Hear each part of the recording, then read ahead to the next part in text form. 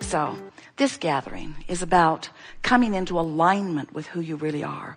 We've been talking about alignment for many, many years in this sort of a setting or forum. First, we said to you, when you desire something and you believe otherwise, you are splitting your energy. But when your desire and your belief are in the same place, now you're in a place where it can be manifested. We talked to you about your inner being. We talked to you about this stream that flows in the direction of who you really are. And today we are talking about this vortex of creation. We know we're hard to explain to your friends who aren't here. What went on in that meeting, well, it's hard to explain. Well, try. Well, there's this man who calls his wife Abraham.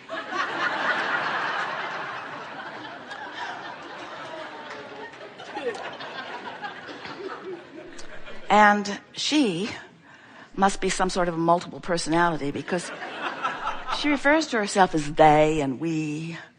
And recently she's taken to drawing a big circle on the floor and insisting that it's a vortex and telling us all we should go there.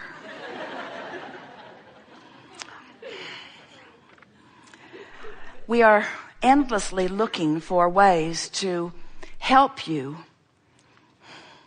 focus on a vibration that you cannot translate through your physical senses. Your physical reality is so intoxicating to you because you see it with your eyes and hear it with your ears and smell it with your nose and taste it with your tongue and feel it. It's this tactile reality. You say it's real because I'm translating it, and so are others. And we want you to know that there is a vibrational reality that is more real than the reality that you're translating. It's just that you can't translate it with your eyes and ears. It's a vibration that is translated through your emotional sensors. It's a vibration that lets you know. In other words, how do you describe the sensation? In other words, there's smelling and there's seeing. Yes. There's tasting and there's touching. But what about knowing? Can we call knowing a sense? What about believing? Is believing a sense? Is hoping a sense? In other words, these are emotions, but don't you just love the taste of ice cream? And don't you just love the taste or the knowing of your own worthiness? Don't you just love the alignment of source? Don't you just love being tuned in, tapped in, turned on, a vibrational extension of all that you are here focused in this body? Yes, seeing and hearing and smelling and tasting and touching and knowing and loving and fully functioning as source energy in a physical body. That's what you came for. Not one of you said, I'll go forth and I'll pinch myself off from knowing and loving. I'll pinch myself off. I'll sacrifice who I am. I'll struggle and I'll make it happen. And we say, you're getting carried away with that. You're carried away with that. In other words, it's so interesting to watch so many of you making your decisions and making your action from outside the vortex when it's really, really, really, really hard. You are translating vibration, and that's why you see. And you are translating vibration, and that's why you hear. And that's why you smell and taste and touch. You are translating vibration. But you have another sensor that translates vibration more precisely than all of your other sensors put together. And you might say, how could anything be more precise than my vision? We say your emotional guidance system is you can feel vibrational alignment or not. Alignment or not. You can feel when you are approaching your vortex. You can feel when you are inside it. You can feel when you are maintaining the vibration of it. Not just because manifestation begins to come to give you evidence of your alignment, but because your emotions give you evidence of alignment and not. The better you feel, the more in vibrational sync you are. The animals know it. They move away from any experience that causes them to focus in a way that they are out of alignment. You call them instinctual, and that's a fine word, but they are vibrational interpreters of this emotional sense. And it might be fair to say that part of the reason that they are better at interpreting emotional vibration than humans is because they're not talking all the time. They're not using their words to cover stuff up. They are not communicating and trying to socialize in the way that humans do. That's an advantage they have. But they are also not the magnificent creator that human is. In other words, we have to really help you give yourself the benefit of the doubt when we say you are dissecting extraordinary contrast for the purpose of expanding desire. So because your desires are expanding more rapidly than any species ever, as your desires are expanding more rapidly, you need a keener sensor or awareness of your sensor in order to recognize where you are incrementally. A man said to us last week, I have diabetes. I've had it for a long time, he explained. And every day I prick my finger for the purpose of reading the meter to see where my blood sugars are. And later in our conversation, we pointed out that the reason that he does it every day is because he doesn't want it to get too far out of whack before he figures out it's out of whack. And so we propose a happiness pricker. In other words, wouldn't it be nice if you caught your misalignment in the early subtle stages before you go into a coma? Wouldn't it be nice if you had that much attention? In other words, he's wise enough to know he wants to stay in balance. By the time this workshop comes to a close, we think it would be really nice if you had decided that you're going to pay attention to where you are emotionally and that you're going to make that your number one priority. And rather than just accepting what is as a condition that you have no other option other than to observe, that you care so much about your happiness indicator that you choose the thoughts based upon alignment. In other words, this man does not choose the food because of the way it tastes. He chooses the food that he eats because of the indicator that he's checking. And we think it would be a really good idea if you would choose the thoughts you think because of the indicator it will give back to you, not just because it's something that's there. The squeaky wheel gets the oil and it also gets your attention and it also takes you out of the vortex over and over and over and over again. And your excuse is, but Abraham, it's true. And we say, so what? There are a lot of things that are true that you don't want to include in your vibration and create in your experience. So that's really not a good indicator, just because something's true, that you would give your attention to it. The indicator is, how does it feel when I think about it? And is there a way that I can think about it that feels better to me? And if there isn't a way that I can think about that feels better to me, then I'll think about something else that does feel better to me. And you go along with that so far. You say, well, I like that. I can guide my thoughts to a certain extent, but there are these hot buttons in my life. There are those issues, these people that push my buttons. And we say, really, nobody has access to your buttons but you. Really, nobody does. Jerry and Esther were laughing because they were just here just a few months ago. And when they left here, their monster bus broke down on Highway 80. Just stopped. Wasn't easy to get off the road either. It's big. No power steering, no brakes, no engine. It just stopped. And Jerry and Esther looked at each other.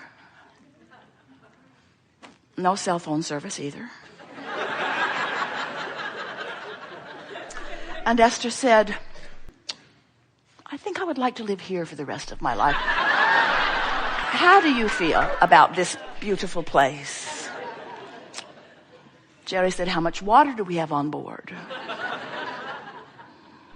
And then they began to laugh because before they were here, they were in San Antonio. And when they were in San Antonio for 9 days, Esther had a long list of things to do, and she was going to make it happen or die trying. And Jerry was in the vortex. And Esther attributed him being in the vortex to the fact that she had the list.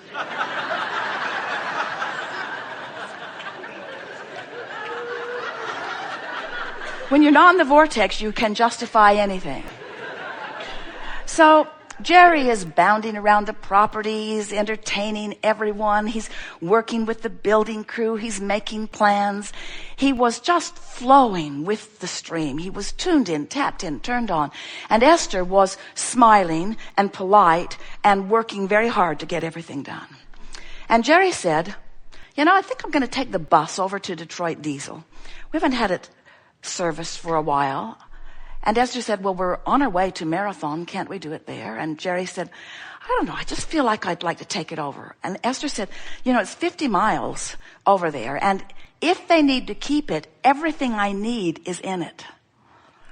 And we have such a short period of time as she began defending her out of the vortex position. And now as they're sitting on the side of the road,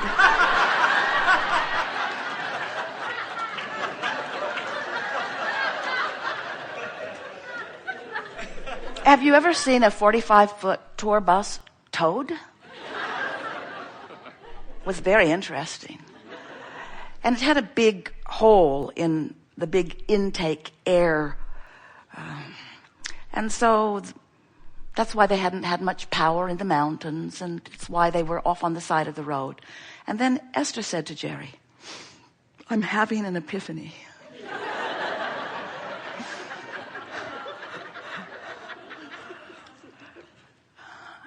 From now on, in our family, let's make a deal.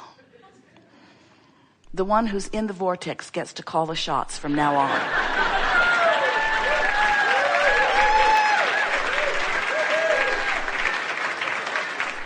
And then Esther thought of how many times and how many mothers, usually mothers, isn't mother usually calling the shots? And isn't she usually the last one to be in the vortex?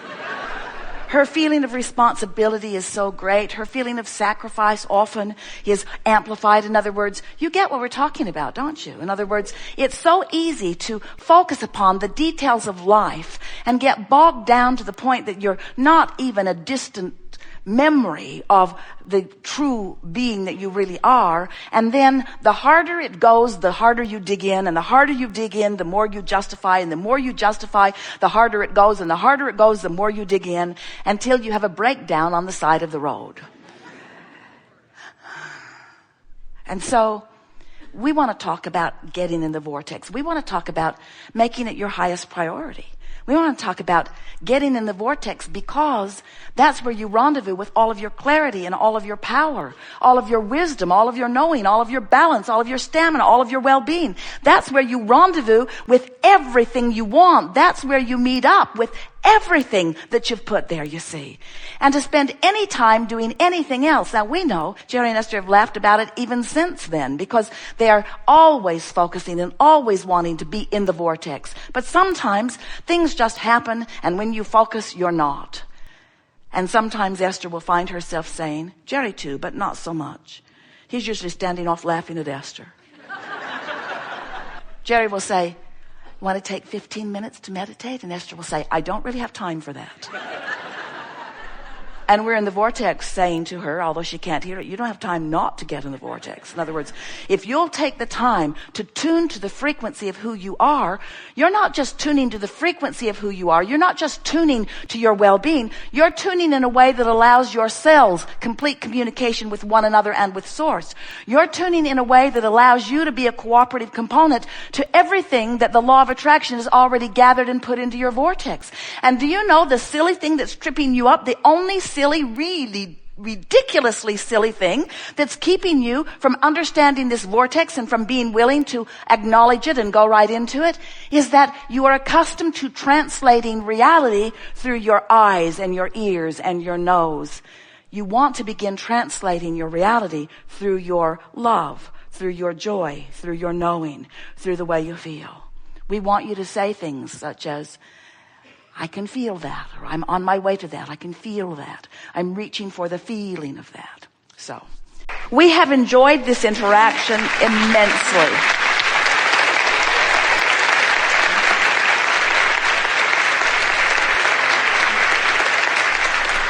It is delicious to come together with those like you, who are understanding a little more every day who you are and why you are here. The appreciation that we feel for your willingness to mix it up out there in the confusing world, while without knowing it, you are contributing to this magnificent vortex of expansion. They are